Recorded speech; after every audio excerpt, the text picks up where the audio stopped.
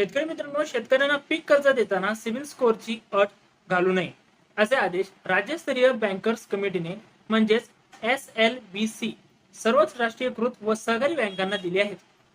CIBIL score कमी असल्याचे सांगून शेतकऱ्यांची अडवणूक करू नये असेही MLBC ने स्पष्ट केले आहे.